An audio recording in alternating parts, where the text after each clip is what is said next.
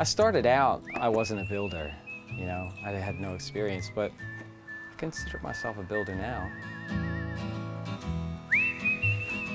Well, when I met him, he was just building it for himself, and so when he told me about it, I thought, that's nice for a bachelor, you know. It's 4.2 meters high, it's 2.5 meters wide, there's about 10 square meters in it. My name is Fred Schultz, and my wife Shannon and my daughter Alina are going to live with me in this tiny house. In the bathroom area, we've got a Japanese-style tub and a composting toilet.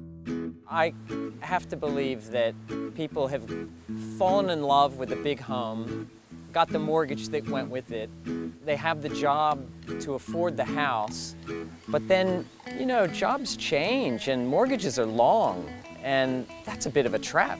Fred doesn't have a mortgage, but he does have a house, one that he built for $35,000, designed to be completely off the grid.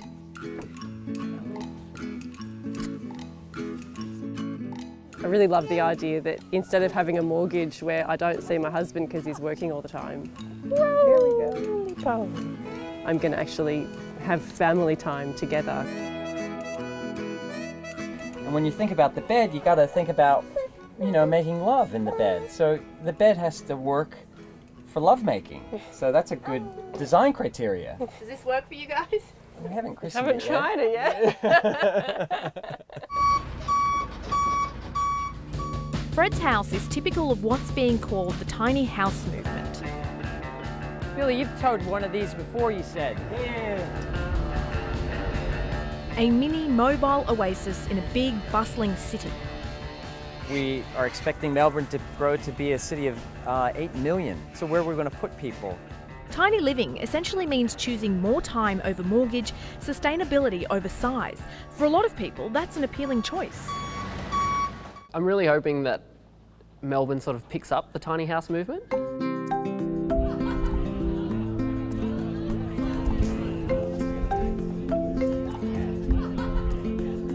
Fred's house is the star attraction at the premiere of Small is Beautiful, a film about tiny houses in Oregon. The response has been overwhelming, with selling out basically every night.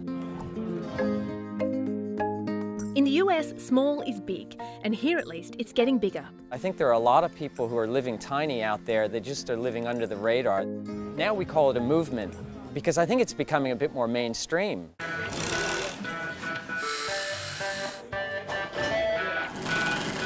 We do all these bizarre builds. We get an offer in Amsterdam, another one in the UK. So we get all these contacts or people talking to us all the time. Rolling. My name's Deke Diedrichson, and I've come from the US to Australia here in Sydney to run a tiny house, hands-on building and design workshop.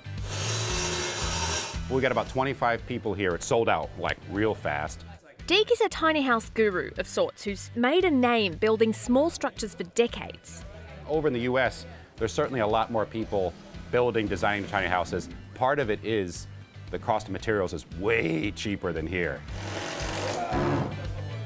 So this cabin we're building here is about 70 square feet, very tall. We're achieving a little more usable space by building kind of a loft in it. Tiny house builds like this one are becoming increasingly popular. We know a bit about Deke and his movement in the US, so I thought it'd be a cool thing to come and look at. My long-term goal is to smash out my debt and then get myself into one of these. I want to build a village of tiny houses. And I want to call it not a commune, it's going to be a domune. Yeah, it's part of my domunism. Domunism might be a fair way off for a number of reasons. The main one, though, comes down to location, location, location.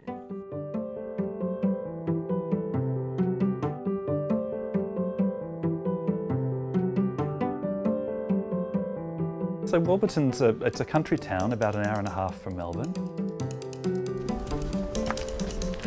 This one I'm calling the Tilba Tiny House because my son's called Tilba, and it's a sleep out for a 14-year-old. I've got a lot of pride in saying that the metal on the outside costs $5 from the tip. And people can't believe it. I said the outside of the building costs $5, the screws probably cost 20. My name's Alvin Williams, and I'm an architect. And one of the things that I specialise in is tiny houses.